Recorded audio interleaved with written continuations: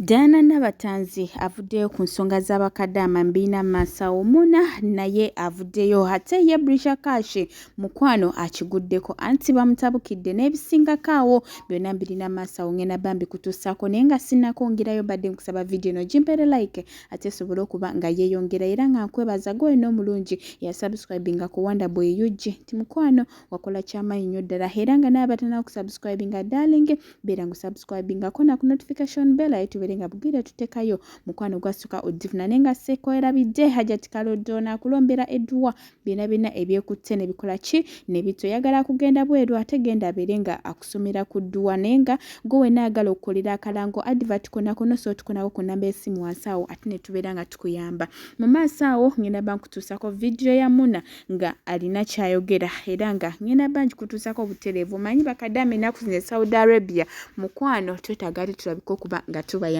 ate ya Brisha Kashi anti batugamba mbutanaaba atakulaki bannange donasi anti tamuli bulungi yamugambye buli kiramu namugamba Brisha onywe enjaga wetaga kudduukirira nalangira ba followers be bonna bannange nomanyi naye takola ki tawoneka era ngenda bba mu kutuusaako awo anti ng'ali ne bamweyana ate naawe mmale nkongereyo Benange tuli eno mu kukungubaga tuli kulumberwa donasi si donasi ya Asiyah wa Charles twafiiridwa Asiyah no tuwane laisa no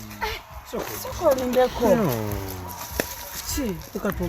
tuli mulumbe twogere abajja kulumbe nga temulina mugaso muze kulya mmere na kukwana what beautiful like that without someone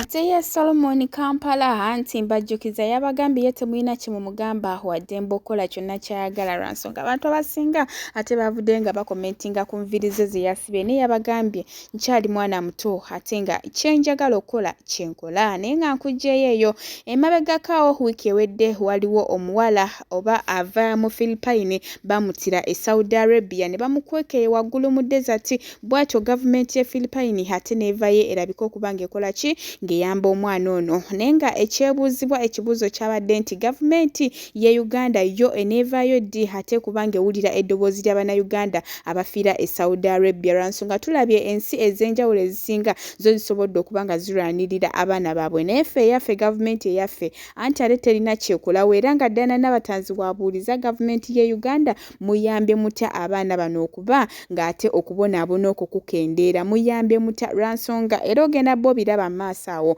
lwansonga gavumenti yeeriyo ate yasobodde okuba ng'erwanirira era omwana omulenzi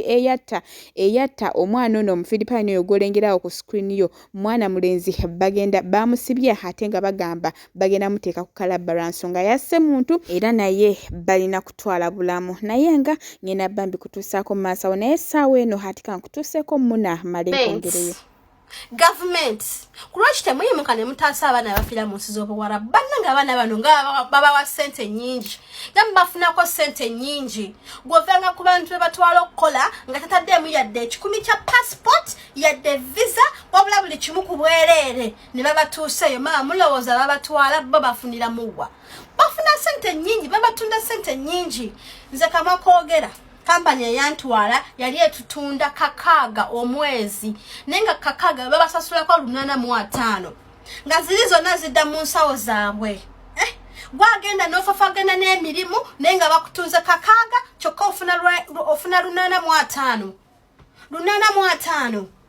naye ate engeri gye mululunkanamu okufuna ssente ezo singa yengeri gye mufaayo ku baana bano nga bafunye ebizibu abaana mubasomesa bifo nga temunaba kubatwala abasinga tubamanyi kozesa internet abaana mubagambe bw'otuuka mu nnyumba y'omukazi sooka omanye location yo woli manya number plate y'emmotoka woli manya enamba y'essimu ya boss wo abaana mubagambe nti kikukakatako okuba n'essimu boss ate naba kutwala mwana mu nnyumba mubabuulirirewo mubagambe Kadaama alina okubeera n'essimu eryo tteeka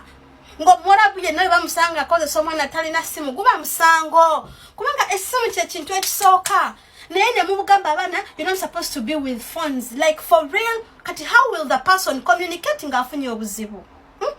ne bamutusa ne bamugamba no phone namwe ne mukkiriza ku lwaki libeera etteeka ng'omwana alina okubeera n'essimu ng'agenza okukola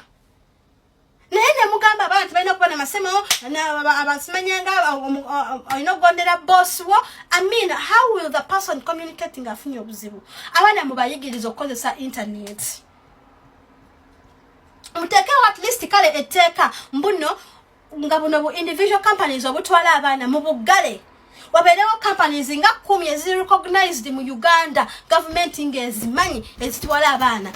muba following up. Mumanye companies ziri 10 ku company 10 company bweti yatwala abaana 10 mu mwaka gwa 2023 mu mwezi ogwokusatu. Mu bbanga bweriti abaana balina okubanga bakomyewo kuba contract ya myaka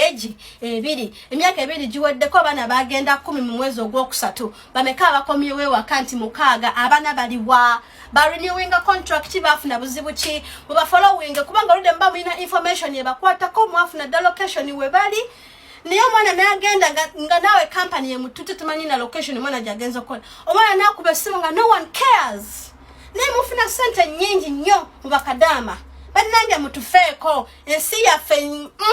munatwevumya okubanga twazaalibwa mu Uganda bannange. Okugenda ku embassy ya Uganda mu ggwanga lya Saudi Arabia tekigenda kutaasa bulamu bwo. Omuntu ataasa obulamu e Saudi Arabia y'omuntu atolose. Kubanga bw'otoloka n'obeera wabweru. Okwatibwa poliisi ya Saudi Arabia otagenze ku embassy ya Uganda mu Saudi Arabia. Kubanga bw'otoloka n'okwatibwa poliisi yegenda kutwala ku detention. Wonatuka ku detention bagenda kukudeportinga bakuzze mu nsi yo. Naye bona agenda ku embassy si kuba nti tebaagala kukola naye tebalina ddoboozi lisobola kukanga banene mu gavumenti ya Uganda okubawa obuyambi obwamangu. Naye ate deportation ye Saudi Arabia erina obuyinza naye ng'ofaaki n'ensotuke n'okwambalira akabina ku kuziika kwa Asiyah. Ne bwe wandize nga gwe wanditegedde nti nagudi azze okuziika. Okitegedde n'oyambala n'amabeere zizija oyo mwana akyayimiridde ebbeere. Nalabye ebintu mu kuziika Asiyah maama. Wabula okuwangaala kuno mukama weebale. Nzaani yalabye naagu ng'ayambadde amabeere. Miaka namwemeka ebbere likyaliko n'ensunsuma lyalyo nali nnyo omutire gatunulamu nti olaba kino ekiringa ekipiirapiira kyo kiyiseemu bwe kiti olusiripa lugudde mu mulimu nenyamba akina ya Mungu ebifaananyi nja kubita n'otuuka okwambala amabeere byonna kuziika muntu naye n'omwana yebaddeko abantu Katonda yakolera TikTok kayanja. Nze nalabye. Abaana abo bakuvumye naye tokkuta. Ababadde bajja kugamba nze nkubuulire era bino bye nze kayanja sikusanga ng'onya ne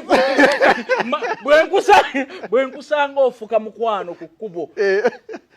Mikolo gyonna gikolera eddala era mba wakubyogera nze nina olugambo. Awo kyakyo kuba namawulire bono nnyo. Nze nina olugambo.